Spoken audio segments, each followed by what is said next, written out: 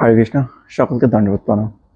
তো আমরা আজকে শ্রীমদ্ ভাগবতমের ষষ্ঠ স্কন্ধের দ্বিতীয় অধ্যায় থেকে ভগবানের নামের শক্তি সম্পর্কে জানবো, ভগবানের নামের মাহাত্ম্য সম্পর্কে জানবো।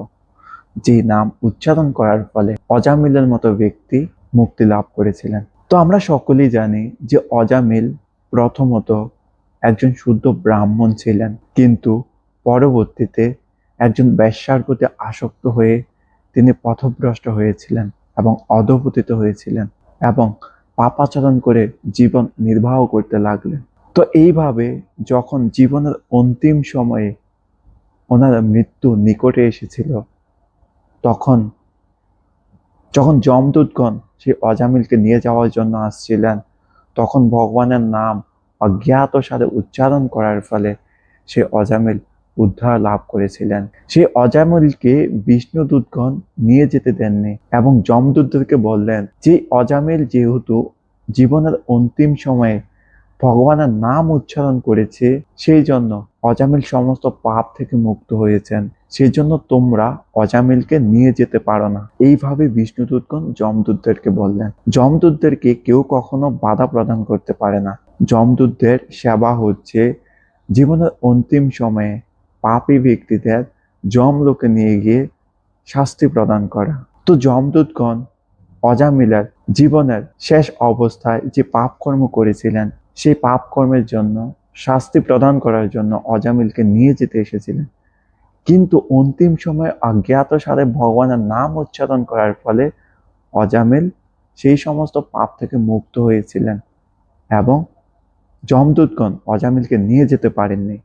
বিষ্ণুদূতগণ বাধা দিয়েছিলেন এবং বিষ্ণুদূতগণ সেই যমদূতদেরকে নামের মাহাত্ম্য সম্পর্কে বলেছেন, নামের শক্তি সম্পর্কে বলেছেন। তো আমি ভিডিও দীর্ঘায়িত করব না, মাত্র 2টি শ্লোক বলবো এই অধ্যায় থেকে। অত্যন্ত চমৎকার নামের মাহাত্ম্য সম্পর্কে বিষ্ণুদূতগণ বর্ণনা করেছেন।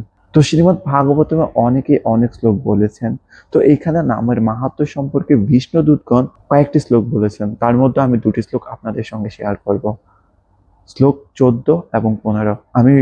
আমি আপনাদেরকে ভাগবতম থেকে এই 2টি শ্লোক পড়ে শোনাচ্ছি এবং অনুবাদও শোনাচ্ছি। তো প্রথম শ্লোকটি হচ্ছে 14 নাম্বার। স্বাঙ্কেত্যম পরিহাস্যম বা স্তবম হেলনম এব বা বৈকুণ্ঠ নাম গ্রহণম অশেষ আগহরম বিধু।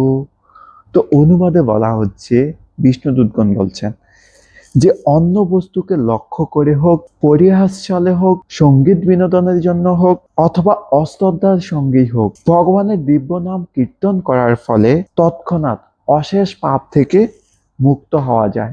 শাস্ত্র তত্ত্ববিদ মহাজনেরা সেই কথা স্বীকার করেছেন। তো এটি ছিল 14 নম্বর শ্লোক এবং পরবর্তী 15 নম্বর শ্লোক, তাও বিষ্ণুদূতরা বলছেন।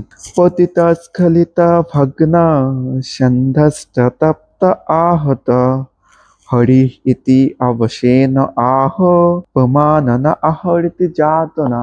এখানে অনুবাদে যমদূতরা বলছেন, উচ্চ গৃহ থেকে পতিত হয়ে পথে যেতে যেতে পা পিছলে হাড় ভেঙে যাওয়ার ফলে, সর্পদংশনের ফলে, প্রবল জলে পীড়িত হয়ে অথবা অস্ত্রের দ্বারা আহত হয়ে মরণমুখ ব্যক্তি যদি অবশেষ দিব্য হরিনাম উচ্চারণ করে, তাহলে সে পাপী হলো, তাকে নরক যন্ত্রণা ভোগ করতে হয় না। তো আমরা এই 2টি শ্লোক থেকে অনেক গুরুত্বপূর্ণ শিক্ষা লাভ করতে পারি। সেটি হচ্ছে যে ভগবানের নাম স্মরণ করা সর্বক্ষণ, আর কলিযুগের যুগ ধর্ম হচ্ছে ভগবানের নাম সংকীর্তন করা। হরে কৃষ্ণ কৃষ্ণ কৃষ্ণ হরে হরে, হরে রাম রাম রাম হরে হরে। এই নাম কীর্তন করা। আমরা যত বেশি এই নাম নিরপরাধে কীর্তন করব, শ্রবণ করব, উচ্চারণ করব, তত বেশি আমরা এই কলিযুগের ভয়ঙ্কর প্রভাব থেকে মুক্তি লাভ করব।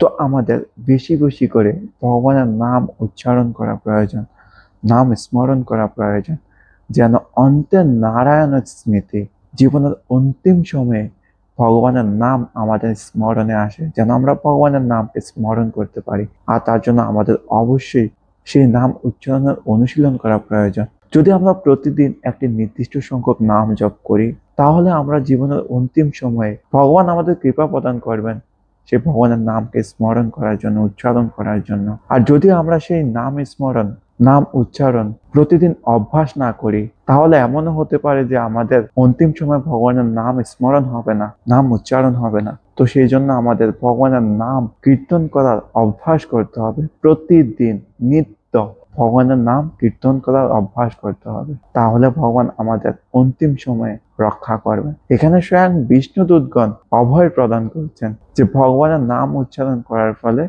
সমস্ত পাপ থেকে মুক্ত হওয়া যায়। যেমনটা অজামিল ভগবানের নাম উচ্চারণ করার ফলে সমস্ত পাপ থেকে মুক্ত হয়েছিলেন এবং অবশেষে ভগবানের ভক্তি করে বৈকুণ্ঠ লোকে উন্নীত হয়েছিলেন। হরি বল। তো সকলের প্রতি বিনম্র প্রার্থনা, সকলেই যে যে অবস্থানে আছেন সেই অবস্থানে ভগবানের নাম কীর্তন করার চেষ্টা করুন। অন্যকে ভগবানের নাম কীর্তন করার সুযোগ প্রদান করুন, অন্যকে উৎসাহ প্রদান করুন। হরিবল। সকলকে দণ্ডবত প্রণাম। তো আমার দীর্ঘ বক্তব্যে যদি কোনো ভুল ত্রুটি হয়ে থাকে তাহলে ক্ষমা সুন্দর দৃষ্টিতে দেখবেন। আর যদি ভিডিওটি ভালো লাগে তাহলে অবশ্যই লাইক, কমেন্ট, শেয়ার করে পাশে থাকবেন। হরিবল। সকলকে দণ্ডবত প্রণাম।